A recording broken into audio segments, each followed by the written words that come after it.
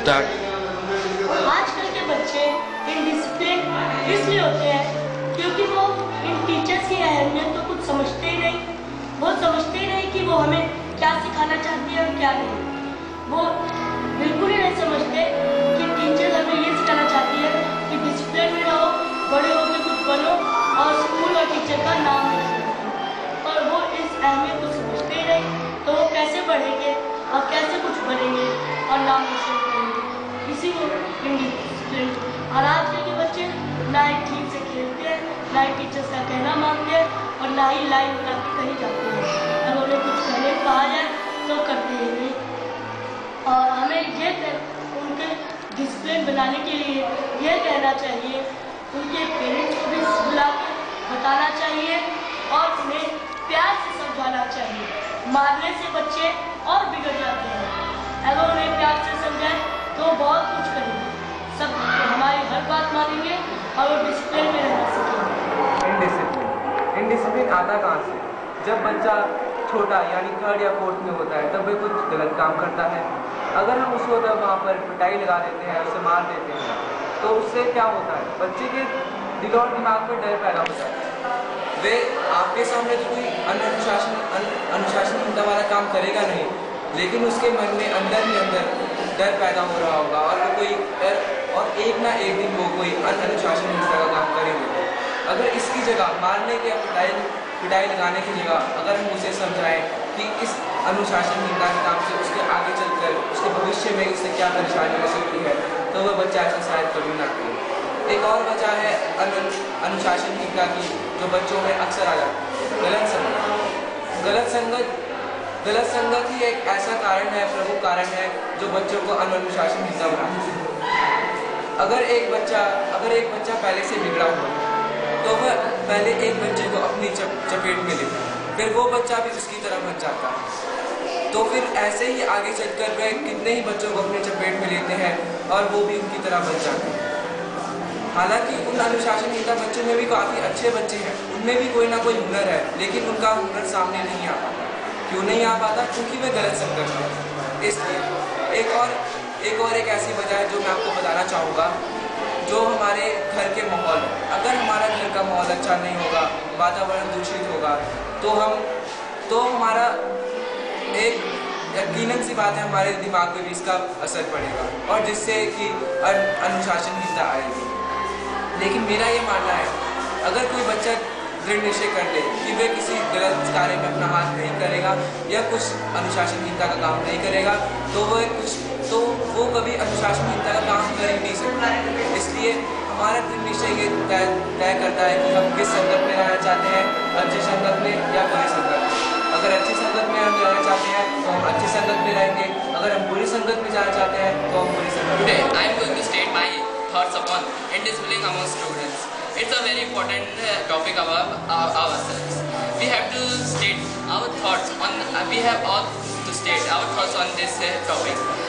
Then why the question is why people are indisciplined? People are indisciplined because they are indisciplined from their school and colleges. Why students are indisciplined? Why this is so?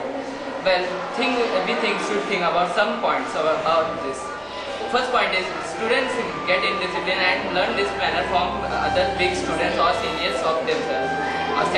Second point is that they learn this from other places or other things. Third is that they think it's a very good thing or it's very fun to do this indisciplined act. Fourth, they think it's right to be indisciplined. And fifth, that they think it's a punishment to be disciplined or it's more easier to be indisciplined than disciplined. We need to make as a person disciplined, we need to have him explained a very good way. If we will explain him strictly, then he will be confused that is discipline is a necessary act or is a punishment. And if he thought is a punishment, then he couldn't be disciplined. We have to explain him briefly. Then only then he could be very disciplined. And it could be we can also make the indisciplined student disciplined by our way of making him understand or his way of understanding things. Thank you. I would like to say only this and would like to say to all of you that you should make every student and every child अनुशासनहीनता आखिर आजकल क्यों बढ़ती जा रही है बच्चों में, ये एक बहुत बड़ा प्रश्न है। और ऐसा प्रश्न इसका एक निश्चित उत्तर हम सब खोज रहे हैं। कोई ये कहे कि अनुशासनहीनता इसलिए बढ़ती जा रही है क्योंकि बच्चों को ये समझ नहीं आ रहा है कि अनुशासन है क्या। क्या अनुशासन का मतलब जो हमें टीचर कहें, जो हमारे मम्मी पापा कहें, जो हमारे अभिभावक या पड़ोस में रहने वाले बुजुर्ग लोग कहें, क्या वो अनुशासन है? तो शायद बच्चा दुविधा में पड़ जाता है कि अनुशासन किसको समझे, जबकि उसकी नज़र में अनुशासन की परिभाषा कुछ और ही है। क्योंकि हम अनुशासन का मतलब, जो बड़े हैं वो समझते हैं अनुशासन का मतलब बच्चा वही करे जो बड़ों ने कहा, बच्चा वैसा ही सोचे जैसा बड़े कहते हैं, और वैसा ही देखे, वैसा ही सुने जैसा बड़े चाहते हैं। जबकि अनुशासन का मतलब यह है कि जो बच्चा, जो बड़ा भी जहाँ पर जिस कर्तव्य के लिए बैठा है वो उस अपने कर्तव्य को पूरी तरह निभाए। अनुशासन का मतलब केवल सीधे तन कर बैठना, केवल चुपचाप बैठना, जो कहा जाए बस वही सुनकर वैसे ही अंधानुकरण करना नहीं है, बल्कि अनुशासन का मतलब है कि आप जिस काम को कर रहे हैं उसको पूरे लगन के साथ, पूरे अनुशासन के साथ, पूरी मर्यादा के साथ करें।